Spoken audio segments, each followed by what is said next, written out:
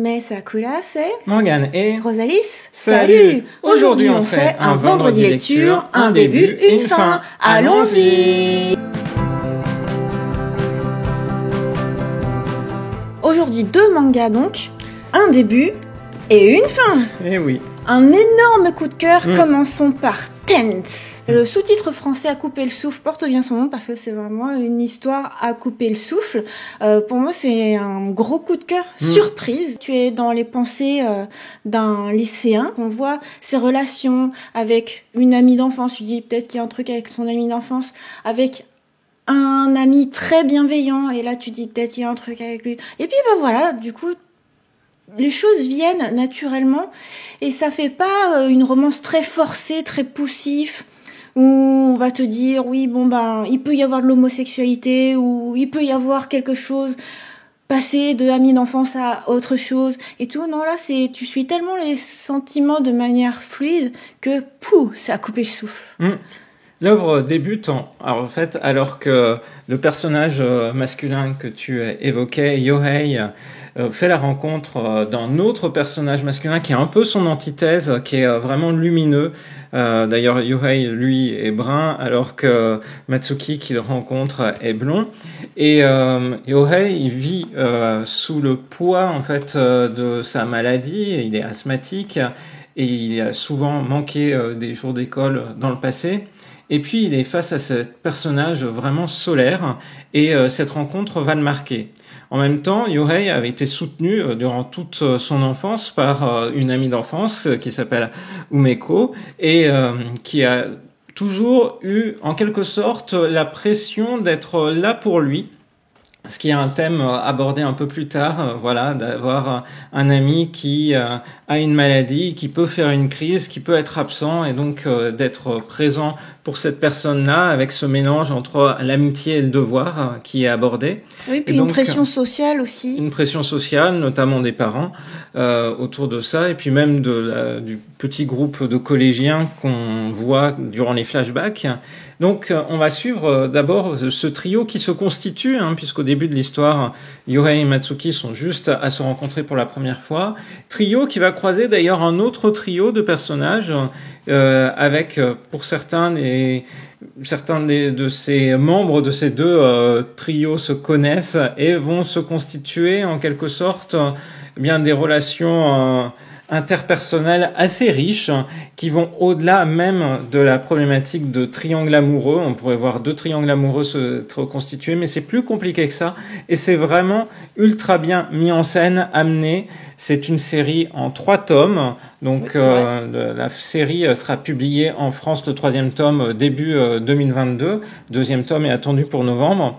Et pour moi, c'était vraiment un coup de cœur par rapport à l'immersion, par rapport à la narration, par rapport à la sensibilité de chaque personnage. Et par rapport à la beauté. C'était tellement un coup de cœur que tu en as parlé sur notre Rosalis Lecture, notre compte Instagram, où on poste en direct nos coups de cœur lecture avec une chronique. N'hésitez pas à vous abonner si jamais vous n'êtes pas déjà abonné. Voilà, j'ai eu envie effectivement de l'évoquer tout de suite après sa lecture. Cette œuvre vraiment touchante, bien amenée. Et j'ai hâte de lire la suite en français. Et du coup, ça me permet un petit peu de parler, comme on évoquait, la qualité des dessins de l'autrice Yuko Inari, qui signait cette œuvre en fait pour la prépublication dans Gangan Online, donc plutôt chez Square Enix. Et ensuite, elle est passée chez Kodansha. Elle a signé quelques histoires courtes pour le magazine Dessert.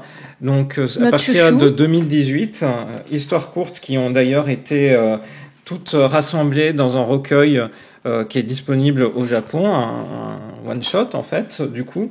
Mais il y a 4 histoires à l'intérieur. Et surtout, dans le dessert du mois de mars 2021, elle a démarqué une nouvelle histoire. Donc, Ochite Obolete. Qui est génial. Qui est vraiment magnifique.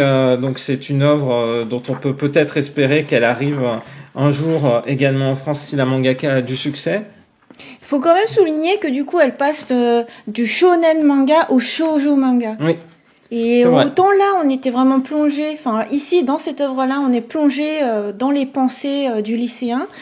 Et ici, du coup, on est plutôt côté féminin. Tout à fait. Je trouve que c'est vraiment intéressant de voir cette transition, notamment parce que dans les deux œuvres, on pourrait voir des points communs. C'est-à-dire, il y a un triangle qui se constitue de personnages. Ouais, même quand tu regardes, t'as l'impression que c'est les mêmes persos. Mais oui, c'est un petit peu les mêmes. On voit qu'elle apprécie particulièrement ce type de personnage. D'ailleurs, elle l'évoque dans la postface de Tense, que ce sont des personnages, en fait, au départ, elle avait donné naissance pour des doujinshi qui du coup se sont fait remarquer et elle a eu du succès avec. Donc c'est pas les mêmes personnages, c'est pas les mêmes personnages, mais c'est un petit peu le même type de caractérisation, la patte avec le garçon brun qui est plutôt ténébreux, qui visiblement cache une blessure, le garçon blond qui est plutôt solaire, aimé de tous, mais qui est peut-être pas si simple que ça. Voilà, et la jeune fille qui cherche à trouver sa place. Ici, effectivement, comme tu l'évoquais, c'est un shoujo manga, donc la place de la jeune fille est un peu plus importante, et notamment, elle semble cacher quelque chose, ou plutôt, il y a quelque chose qu'elle a perdu. Ce qui permet de rebondir sur le fait qu'ici, on a deux romances. Une romance à destination plutôt masculine, une romance à destination féminine. Les deux sont des romances. Parce que en France, trop facilement, on a tendance à dire romance, c'est pour les filles. Ouais. Ou shoujo, c'est forcément une romance. Ce sont des raccourcis qui sont faux. T'as tout à fait raison de l'évoquer. Et c'est vrai que du coup, c'est l'occasion de dire à quel point Yuko Inari a un style super beau. Parce que déjà, dans cette œuvre-là, quand je vous ai montré des pages en feuilletant, vous aurez remarqué la qualité du dessin, c'est magnifique, c'est splendide. Et ça se bonifie aussi par la suite, et c'est encore plus précis. Ouais. Dans Otite, Obolete, je trouve ça vraiment magnifique, chaque planche. Ça a vraiment sa place dans Dessert, parce que tous les mangas dans Dessert, je trouve, ont une qualité graphique et tellement de choses douceur, qui passent. Et c'était vraiment rafraîchissant comme lecture. Puisque c'est ceci qui vient de paraître en France. Voilà. On espère pour la suite qu'il y aura aussi un éditeur français qui s'y intéressera, voilà, et que Tense, du coup, on a Tense pour l'instant, que ça permette au public français de se familiariser avec cette autrice qui est, n'en point douter, une autrice à suivre dans les prochaines années. J'ai beaucoup apprécié. Ouais, je pense que c'est vraiment une... Je suis un peu triste que ça se termine en 3 tomes, en fait. Oui. Parce que pour moi, une bonne histoire, faut au moins qu'elle fasse 4 tomes, 5 tomes, même plus. Et on parlait récemment dans un de nos vendredis lecture de manga qui suit les héros au fil de leurs années de lycée. Là, c'est un peu la même chose puisqu'on va les suivre au fil des saisons dans Tense. On va les voir évoluer au cours de leurs années lycée. Je trouve ça chouette. La narration est vraiment superbe. La manière dont le découpage des chapitres est effectué est vraiment bien pensé. C'est un petit peu déstabilisant au tout début parce qu'on est sur des séquences. Le premier chapitre, par exemple, est composé de 4 ou 5 mini-épisodes assez courts qui nous introduisent un petit peu tous les personnages. Oui, et puis ensuite, c'est court et ça va vite. C'est court et ça va vite. Et ensuite, les chapitres prennent plus leur temps de nous situer Mais parce que t'as l'impression qu'en fait, genre le chapitre 1, c'était un tome de doujinshi, de fanzine. Le chapitre 2, c'est le deuxième tome et tout. Et puis après, t'as vraiment l'impression que c'est parti pour une sérialisation. Voilà, parce qu'ensuite, par exemple, il y a le festival du lycée auquel on prend le temps, en fait, de montrer des préparatifs. Et puis ensuite, le fait qu'il ait lieu.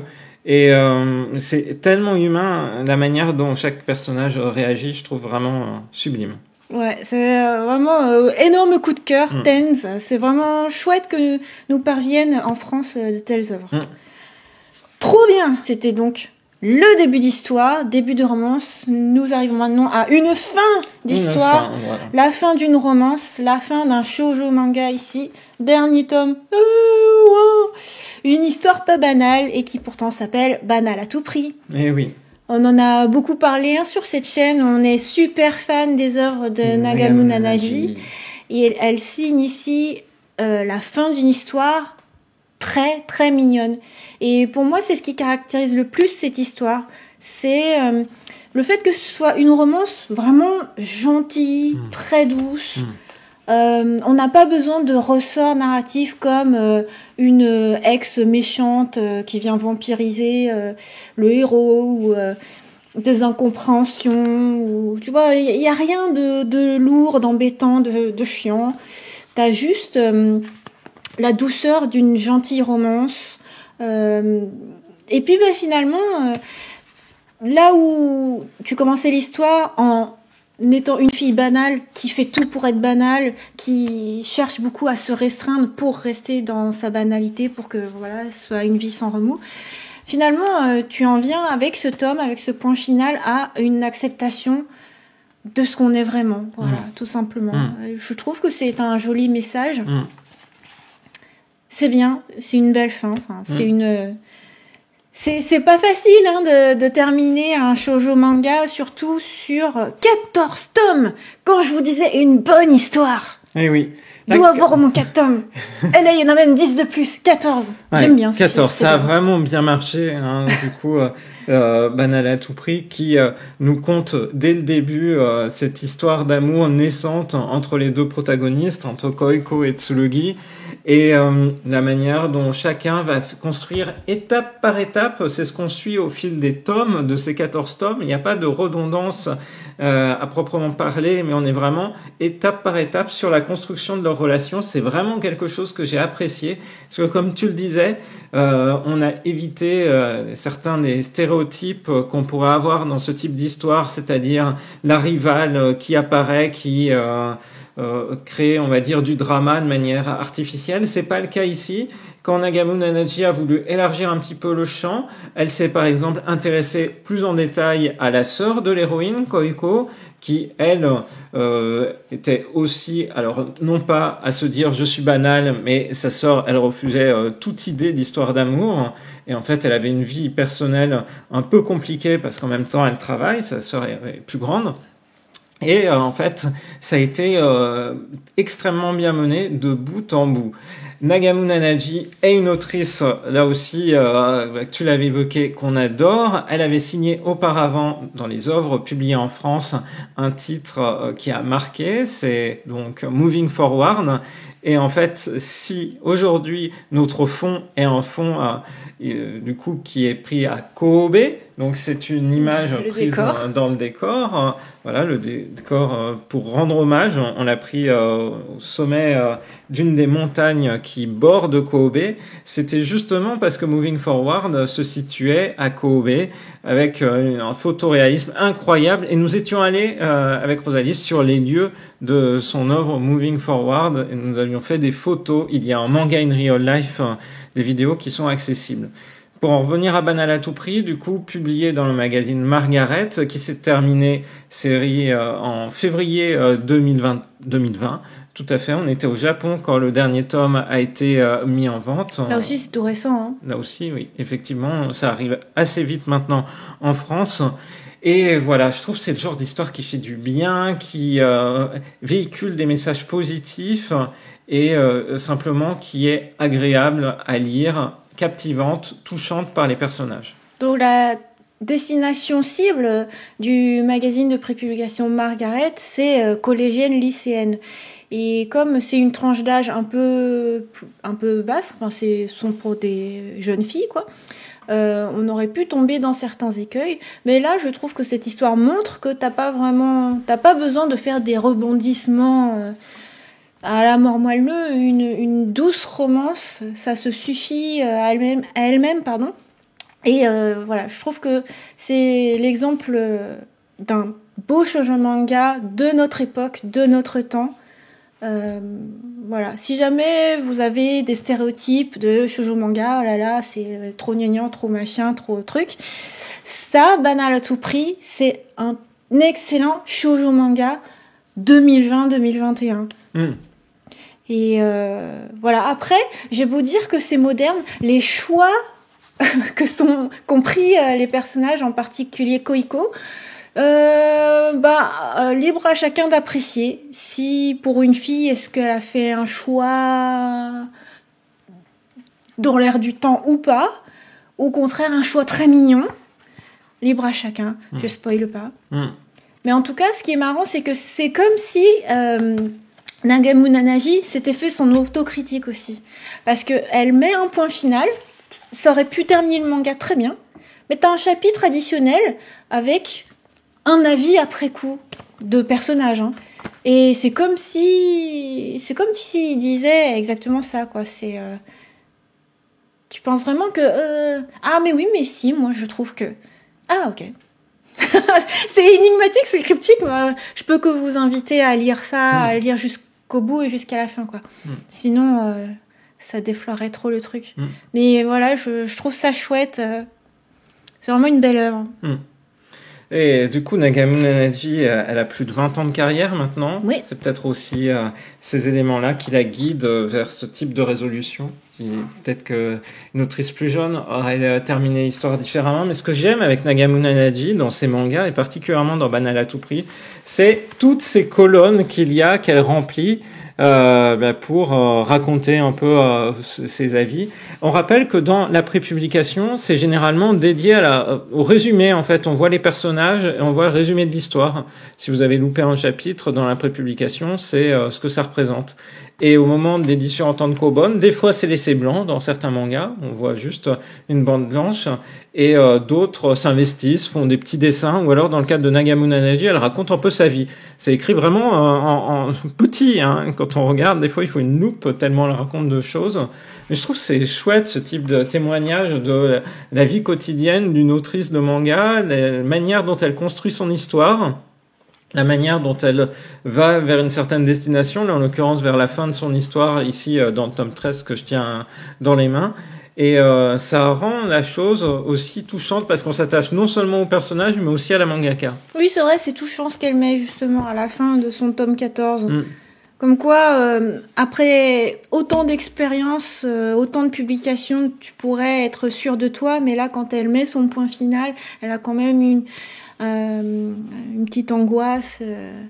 Et voilà. Et ouais, je trouve que c'est touchant aussi. Ce qui montre qu'elle réfléchit beaucoup aussi en créant ses œuvres. Tu vois, c'est pas une fin facile et tout, mais elle y a pensé. Et voilà, c'est ce qui rend l'œuvre authentique aussi. Donc voilà, un début, une fin. Voilà. Donc la fin, t'as envie de faire oh, merci pour ces bons moments. Ouais, merci. Et un début, tu te dis c'est trop bien. Voilà. Ce serait bien, ça aurait été bien que ça dure 14 tomes là aussi. Mais peut-être que le prochain durera 14 moi, tomes. Je pense que c'est parti pour durer. Il y a du potentiel pour revenir du coup sur Ochite Obolete de Yuko Inai. Le tome 1 est sorti au Japon en format tankobon au mois de juin.